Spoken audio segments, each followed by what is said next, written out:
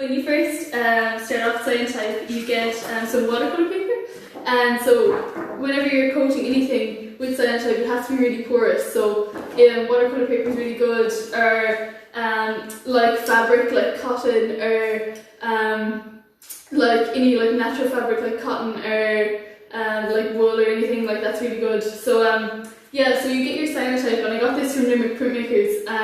They do Cyanotype bottles for like €6, which is really good. So yeah, so you first put out a small bit of Cyanotype. I think it's like 0.2 mil for an A4 page, but like I only pour out a small bit because I just can't be bothered measuring it.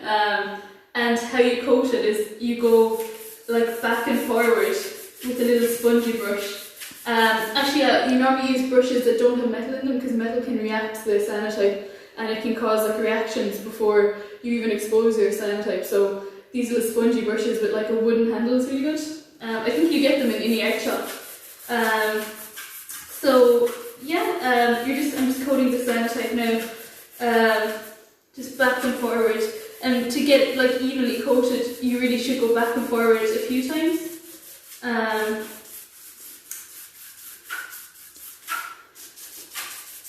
Yeah, if you want to zoom in there. Oh yeah?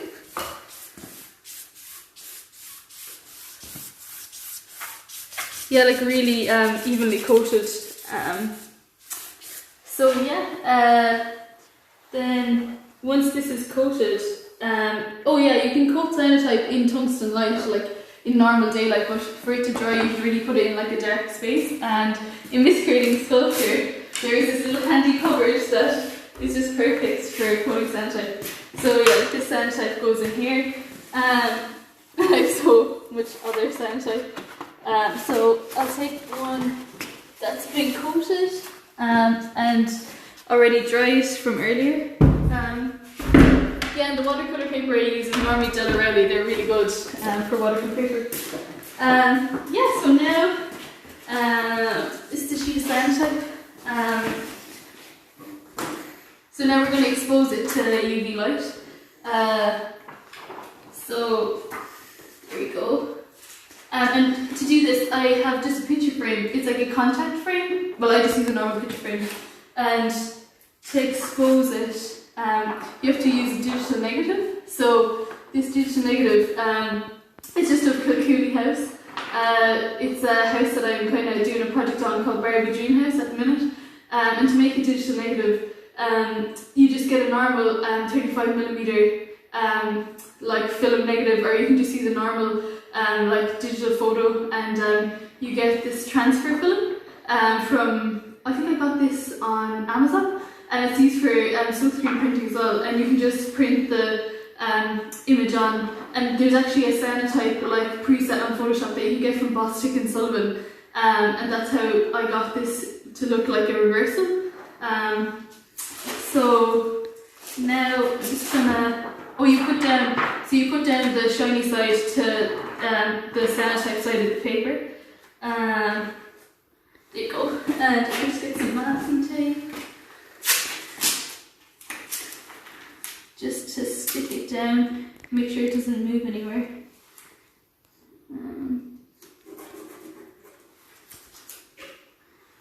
Yeah, there we go. I'm just going to stick down this piece of paper as well. Yeah, like so the glass really just like puts the Cyanotype and the digital negative together to make sure you have like a really clean print and it won't like move or anything. But yeah, just a normal picture frame like from the range or anything is perfect.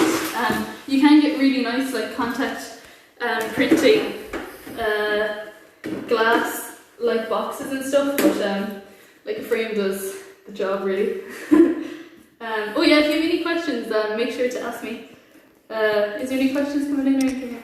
Not so far, but lots of support, hearts and stuff. Oh, thank you. Yeah, so this is the Cyanotype in the frame, all stuck down. So yeah, so you have to expose the Cyanotype with UV light, so you can do it with the sun normally, but I actually just love this little lamp that I got on cyanotype.ie. I just really like it because like I already know the exposure time and everything, which is 15 minutes for Cyanotype. Because like with the sun, it's like really you don't really know like how long and stuff. You have to do a lot of tests. So this little light is just perfect. So yeah, Rhea, actually, do you want to set a timer? Yeah. Yeah, thanks. I'll just go and get my phone. Sorry. Okay. I'll just run over here. And here's all Miss Creating Sculpture. We're in the downstairs of it. Oh yeah. Yeah, my very messy studio. Oh yeah. So we just turn it on here now. And it'll expose for 15 minutes. Well, do you have the time? Yeah, timer is set. Oh, savage. Thank you. So now, yeah. So this is actually a Cyanotype that I done earlier. That's been washed and everything and fully exposed and stuff. So I said I'd just go through like what I do with like my ink process now on this lovely kitchen. And this is also from Kilcooley House in County Tipperary. And yeah, it's just been like the base of my projects really since September. I was really like working with like the abandoned images and stuff. And yeah, I like made a zine recently called The Human Hot Water Bottles. And that was like a story behind this house and stuff. And yeah, I've been just trying to use the house and story and architecture in different ways. And stuff like that. So yeah, I'll take you through what I do with my ink. So yeah, I just use this normal like fabric dye to like make ink splatters on the pages and stuff. I find like this fabric dye is so good because it's like really pigmented, and yeah, just it's really good just to bleach the cyanotype, but as well as keep the pigment and stuff. Oh, and I also have this little cute tube. It's like a little circular sponge, which I'm going to use as well. So yeah. Yeah, now we just like kind of dot it on. I was gonna actually like paint like with ink and stuff on it, but like kind of my process has always been an artist, just kind of like fire stuff on and kind of like mess around with it and stuff. I felt like just painting it on was like too kind of like, what's the word, kind of rigid or something. So I was like, oh, I really just wanted to still have the freedom that I had in like my previous practice when I used to make a lot of like sculptural like PVA skins and stuff, and just the freedom of it moving around and stuff. So I just wanted to keep that really, because it's a bit of fun really. So yeah, yeah, now I'm just going to pour it on. And you'll see in a minute, it's kind of like bleaching it. I don't know if you see it here. It kind of like bleaches out the colour, but like the pigment is so strong. But yeah, you just get these dyes and stuff in silks in Limerick, and I think they're like a fibre, really good.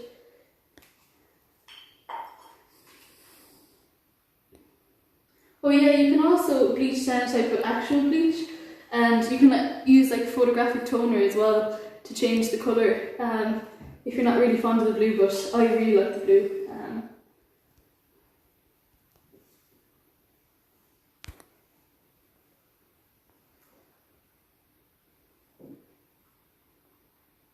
Yeah, what do you think? That's lovely. Anything more? No, it's really nice. I really like the lines. Yeah, we just do a few like small splatters. Let me see.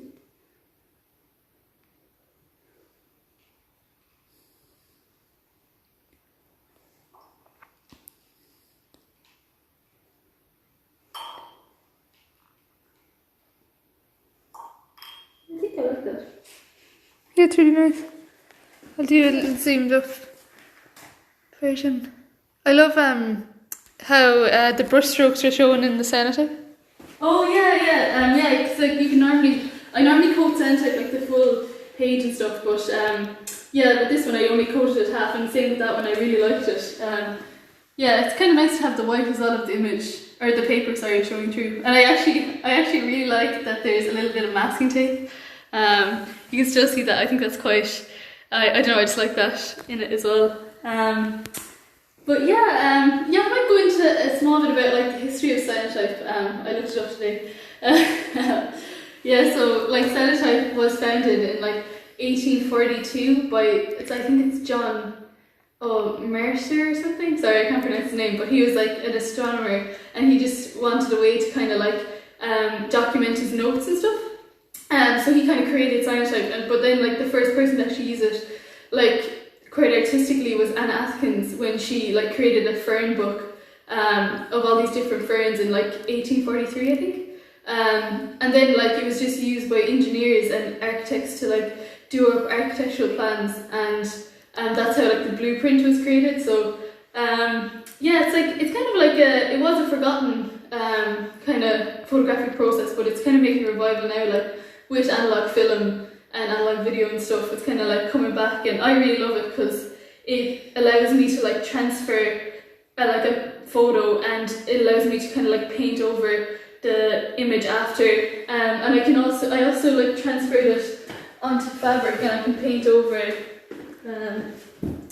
the fabric and stuff after, which I really like, because I was kind of struggling trying to find a way to like paint over photographs themselves, but the surface is quite shiny and stuff, so it makes it nice that I can actually paint over these. Oh, well, Long has a question actually about the ink. He's like, what is it, pink ink? Or what kind of ink is it? Oh yeah, I actually have the packet here.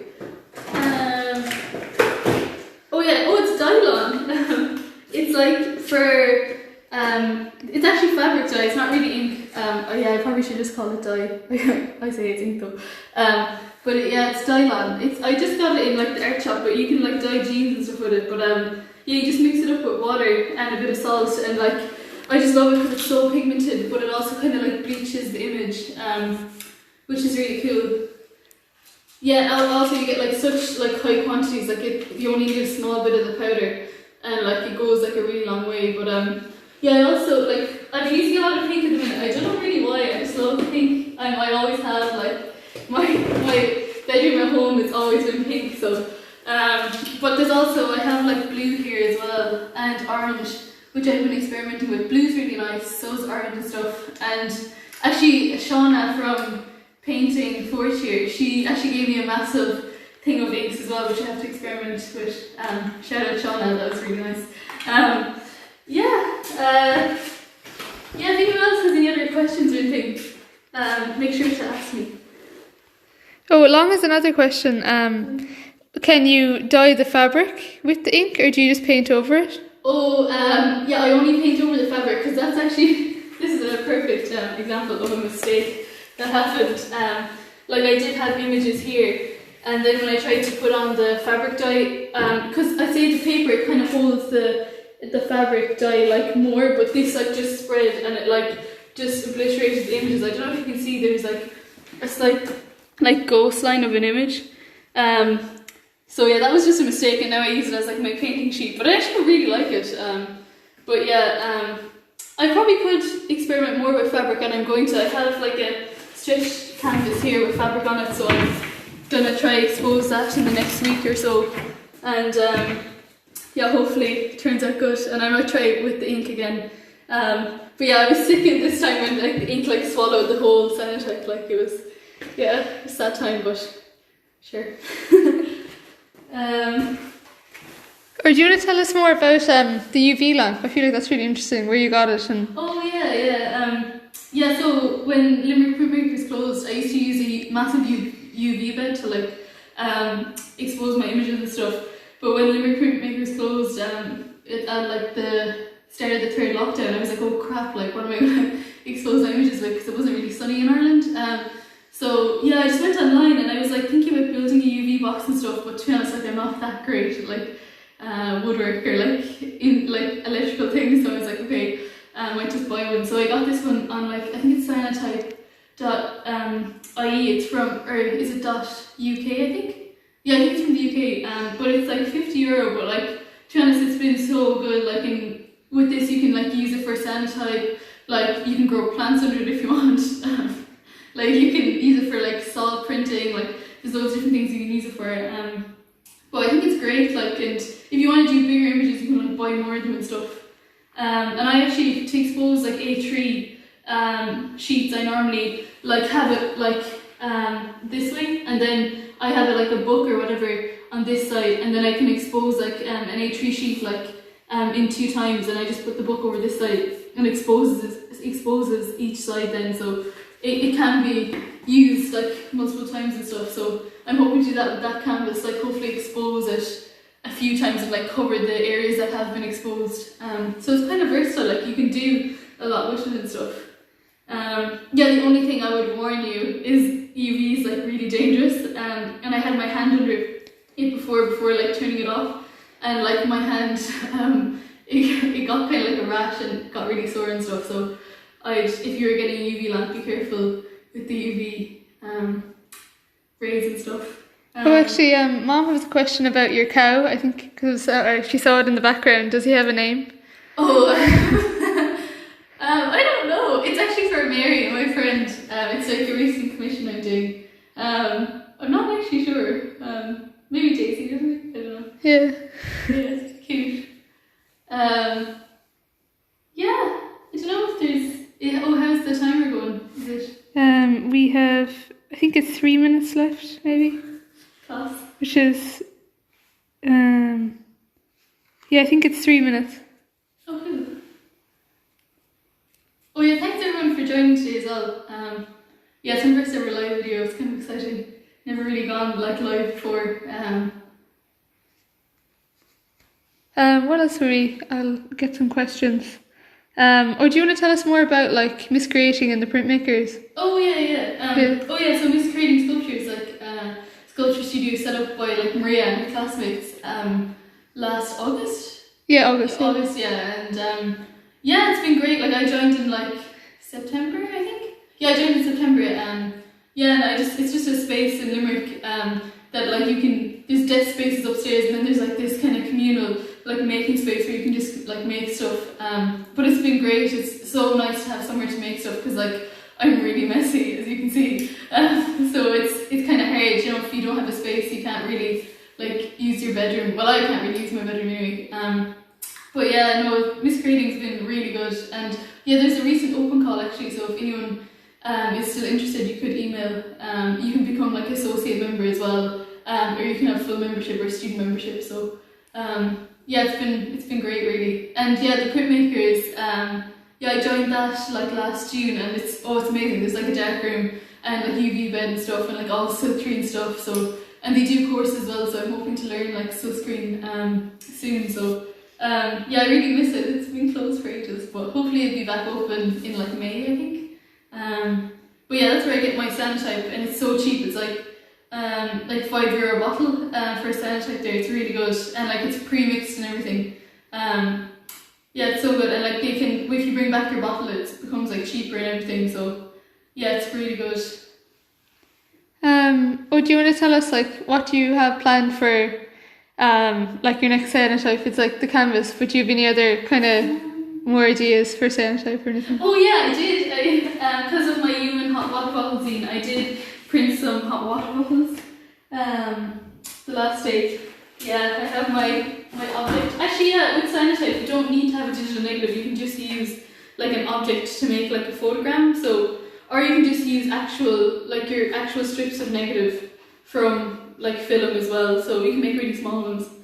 So you don't actually need like to buy that special film or anything. You could just use objects or plants or like leaves or anything really, or you could do a drawing on acetate and expose it. I've done that before and stuff, so that's really cool. Yeah, so you don't really need all the nice film, or you don't really need a good printer or anything. Like it's kind of like rustic. You can do whatever you want with it. Oh, and can't you use sunlight as well? Like if it's a really sunny day, you don't have to have the UV. Yeah, you don't need to have a UV light either. You can just use sunlight. You might have to do a few more tests and stuff, but yeah, you can just use your sunlight and like the frame or whatever, and go out and like expose some flowers. Or yeah, it's really easy. Like you can literally get started like with only like a few materials. Oh, and there's the timer for the print. Now we're washing it, is it? Yeah. Yeah. Oh yeah, my frame's a bit fantastic.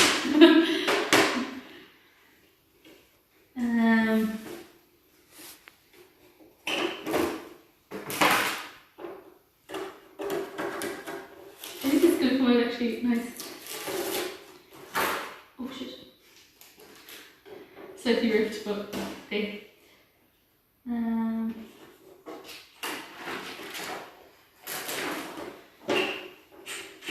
I find find it so interesting that right now it doesn't really look like much, but then once you wash it. Yeah, the washing is like where the magic happens.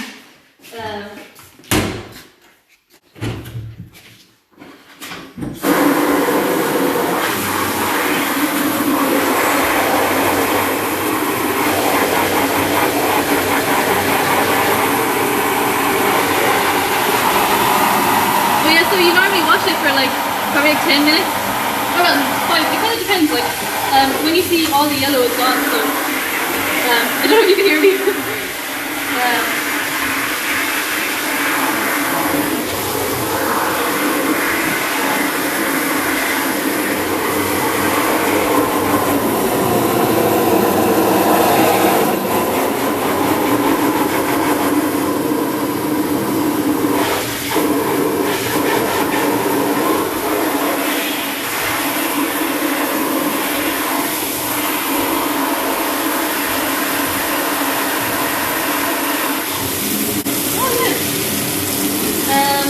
I think it does need to be washed slightly more, but I sometimes like leave it to dry slightly, and then like you can see where the yellow is more. So yeah. Oh, it looks quite nice actually. So yeah, after I've washed that and after it's dried and everything, I'll do the ink process again, probably on it. Might use orange this time, you never know. Yeah, so yeah, if anyone has any other questions, feel free to ask if you like. Yeah, is there any other questions, anyone, before we go about the process or anything?